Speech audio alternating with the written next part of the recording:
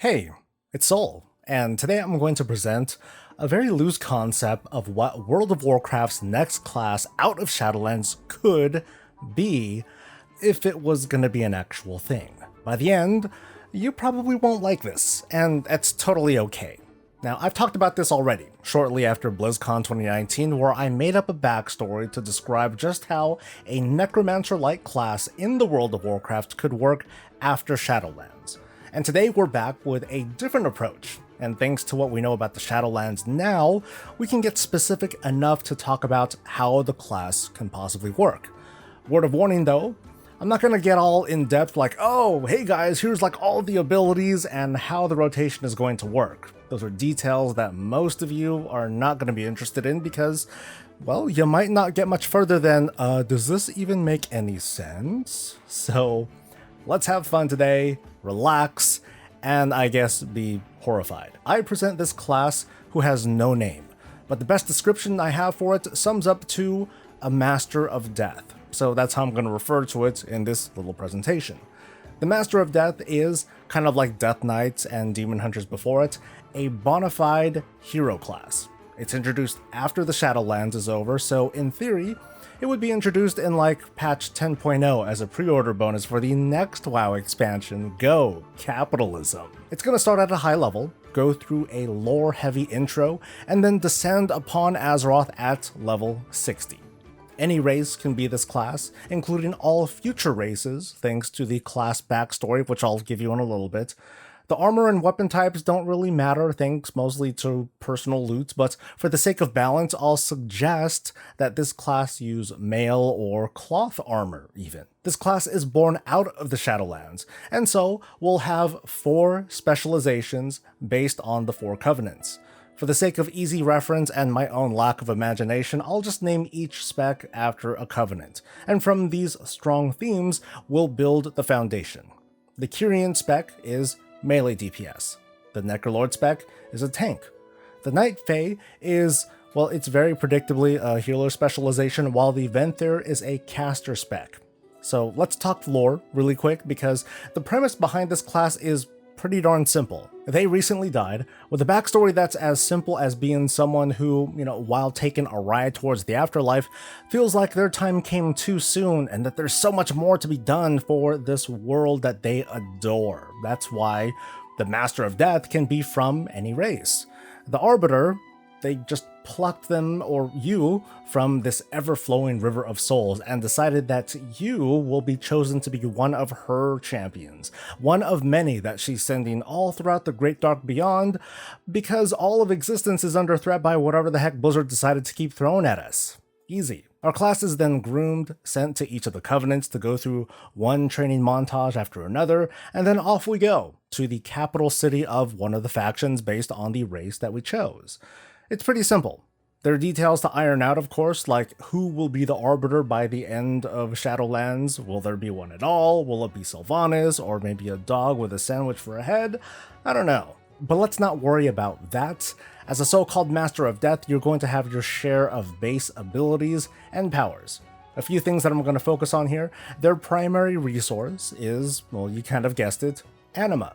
You have the power to manipulate anima, the stuff of souls, to power abilities, inflict damage, and to restore others. Maybe they can have a perk that lets them cast a spell while dead, so they can teleport directly to their bodies immediately, no matter how far they are, and maybe even shorten the res sickness timer too. Their abilities are going to have strong Shadowlands themes and will draw inspiration from each of the covenants as mentioned earlier, so here are a few possible general powers regardless of their spec.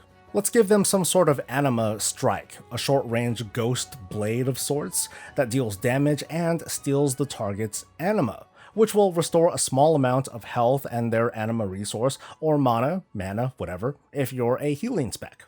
They'll have a resurrection spell, both out and in combat. That kind of feels like a given, right? They'll also have a preemptive silence, not unlike a druid's solar beam, but a single target, maybe on a shorter cooldown. That kind of mirrors one of the Venthyr covenant abilities. As the Master of Death, they're good at helping their victims along to the other side, so it would make sense to also give them some sort of execute button or perk.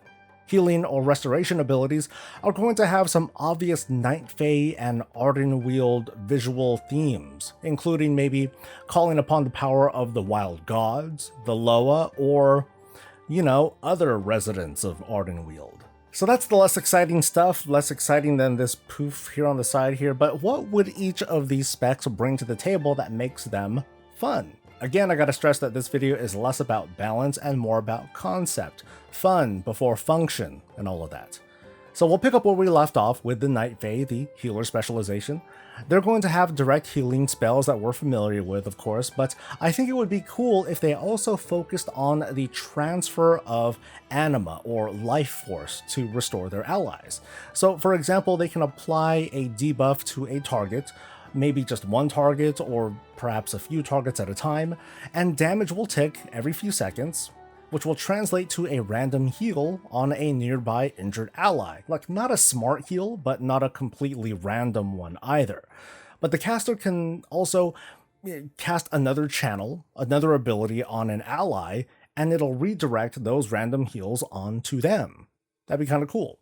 What would feel even more unique is if the caster can apply this debuff on fellow allies too. It would make him seem sort of like a shaman spirit totem, but it's pretty much most of what they do.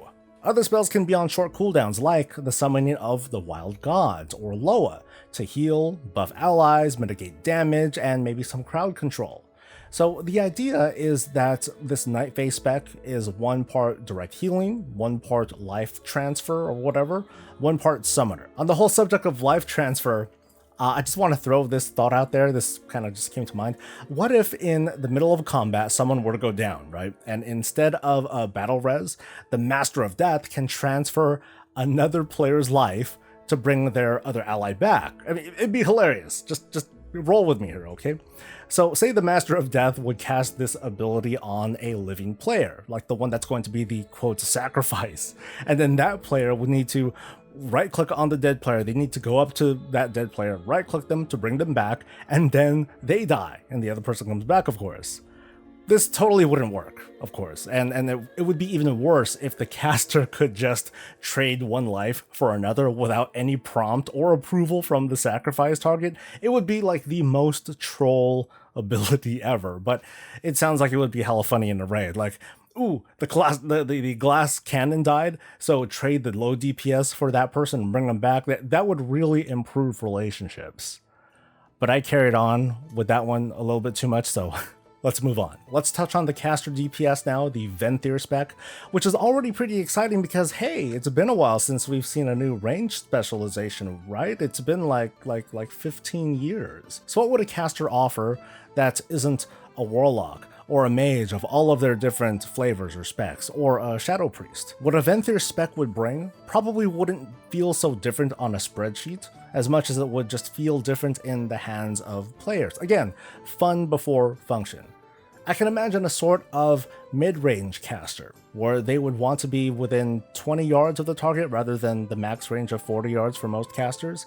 Imagine conjuring a massive anima scythe to deal heavy cone damage, and in PvP it might not deal the full damage, but it could maybe reduce maximum life for a few seconds. And as a Venthyr, they can't be without Door of Shadows, like Blink, that does some sort of AoE detonation, some sort of CC. So a Venthyr spec could be really close in on the action, even have a few abilities that are usable in melee range, so that their gameplay style is a little bit less about lining up cooldowns and more about positioning themselves to inflict hard-hitting attack combinations in some rotation. I think of the Druid Covenant ability, Ravenous Frenzy, that forces the caster to be active while buffed, otherwise they take damage during that duration. Maybe that could be their primary DPS cooldown too, just without the really negative effects. Now it does come to question, like, would that qualify them as a melee or a ranged DPS when it comes to raid mechanics? It's not really important right now though. The Kyrian will be the melee spec, and as you know, the Kyrian have this very, I don't know, a warrior monk / blind obedience vibe. Anyway, I think it would be cool if you're spec'd as the Kyrian, you call upon the power of your soulbind. Maybe it'll be a Kyrian soulbind, or maybe it's something you can customize and it'll even change the look of your weapon that you're holding into your soulbind's weapon. Like your actual weapon is sheathed, kind of like a monk.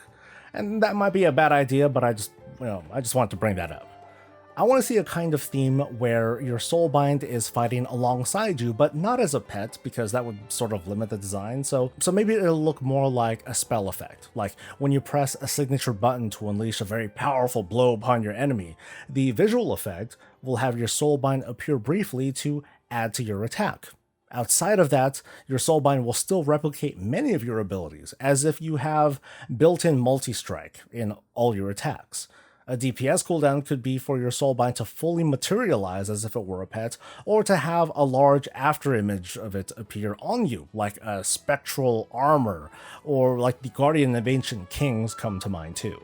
The big takeaway for the Kyrian spec is that it has a theme around fighting alongside your soulbind. I think I said that like 11 times in different ways, but you know what I mean. And now tanking with the Necrolords. I'm borrowing from a class concept that I made up from a really long time ago, but the idea here is that when you change into this Necrolord spec, you summon an abomination of your creation and you control it. Not like you're in a vehicle, but as if it's your character. Meanwhile, your actual avatar follows you around like some sort of non-combat pet. I know that mounting and dismounting might seem kind of weird, but let's not dwell on those details, alright? One thing about tanking as an abomination is that you have extra limbs, 1 or 2 or more, so this spec will have you pressing buttons fast, as if the global cooldown was cut to like a base 60% of normal or something like that. But even though you're controlling this big hulking mass of flesh, many of your abilities will relate back to the Master of Death, who's going to employ active mitigation in the form of fleshcraft bubbles and sapping anima from enemies to recharge their own anima and to lower the cooldown of abilities, or something like that.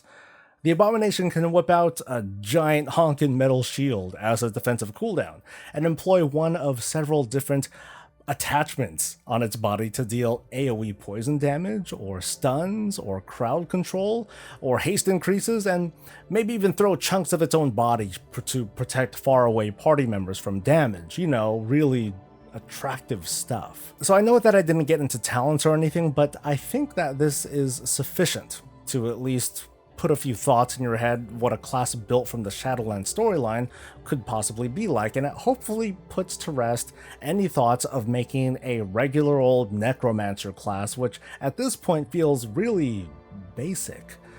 But that's just my opinion. I would love to hear your thoughts on not just these ideas, but what are your ideas of a new class, or even should there be one?